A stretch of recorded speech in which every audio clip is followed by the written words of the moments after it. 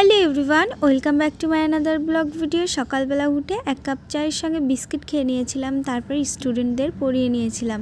আর tuition পড়ানোর পর আমি রান্নাটাও সেরে নিয়েছিলাম। আর আজকে ভাবছি জামা কাপড়গুলো কেচে দেবো। কালকে ভেবেছিলাম কাচবো, কিন্তু হয়ে ওঠেনি, কারণ মাকে নিয়ে কালকে গিয়েছিলাম চেক আপে, ওই জন্য আর করতে পারিনি। আর আজকে ভাবলাম যে কাজের চাপটাও কম আছে, আজকে বাবা ফুলও তোলেনি, মটরশুঁটিও তোলেনি, তাই ভাবলাম আজকে জামা কাপড়গুলো কেচে নিই। আর দেখো, আমি জামা কাপড় কেচে নিচ্ছি, আর আমার কাজ করতে গিয়ে যে কোনো ঘটনা ঘটবে না এমনটা হতেই পারে না। কোনো না কোনো কিছু আমার হাত থেকে পড়ে যাবেই।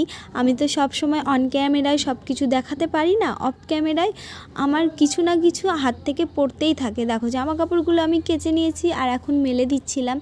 আর সেই সকালবেলা থেকে কাজ করতে করতে এই পর্যন্ত এসে পৌঁছেছে।